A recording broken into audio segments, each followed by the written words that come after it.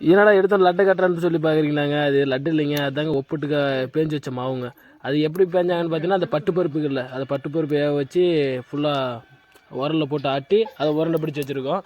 இது என்னென்னு பார்த்தீங்கன்னா, மைதா மாவு வச்சு அதை ஃபுல்லாக பேஞ்சு வச்சுட்டோம். அது எதுக்குன்னு பார்த்தீங்கன்னா, அந்த பட்டுப்பருப்பு இருக்குல்ல, அதை போட்டு இந்த மாதிரி உள்ளார வச்சு பேக்கிங் பண்ணிடுவாங்க.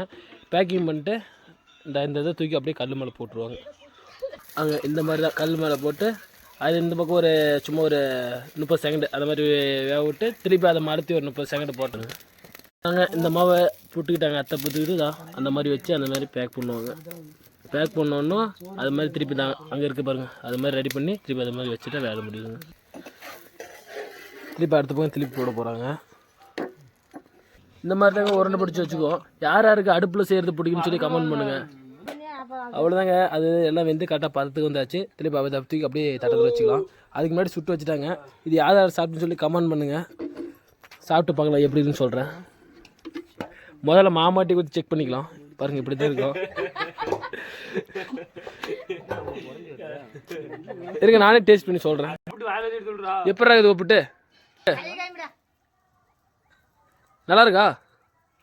போட்டு எடுத்தாச்சுங்க. எப்படின்னு சொல்லி டேஸ்ட் பண்ணி நான் சொல்கிறேன். எப்படி டேஸ்ட் பண்ணிட்டேன். சூப்பராக இருக்குங்க. என்ன செஞ்சு பாருங்கள். இது எப்படி செய்யலான்னு பார்த்தீங்கன்னா, அது பட்டுப்பருப்பு எடுத்துக்கணுங்க. பட்டுப்பருப்பு எடுத்து நல்லா ஊற வச்சு எடுத்துக்கிட்டுங்க. அதுக்கப்புறம் ஃபுல்லாக வேக வச்சுக்கணுங்க. வேக வச்சுட்டு அதுக்கப்புறம் அதை எடுத்து உரலில் போட்டு வெல்லம் இதெல்லாம் போட்டு ஆட்டி எடுத்துக்கணும். ஆட்டி எடுத்துக்கிட்டு அதுக்கு தேவையான மைதா மாவு முன்னாடி காட்டின பார்த்தீங்களா, அதெல்லாம் மைதா மாவு ரெடி பண்ணி இதை உருண்டையெல்லாம் உருண்டை பிடிச்சி அதை வச்சு பேக் பண்ணி எடுத்து போடுறது தாங்க. அது ஒன்றும் தொந்தரவு ஈஸி தாங்க. அது என்ன செலவு வச்சு மறைச்சிட்டு இருக்காங்கன்னா கல் ஓட்டாங்க அடிச்சு மறைச்சிட்டு இருக்காங்க. ஆனால் நல்லா வந்துச்சு கொண்டு தொந்தரவு. ஆனால் இதெல்லாம் தான் நல்லா வருது. சப்ஸ்கிரைப் பண்ணி பெல் பட்டன் கிளிக்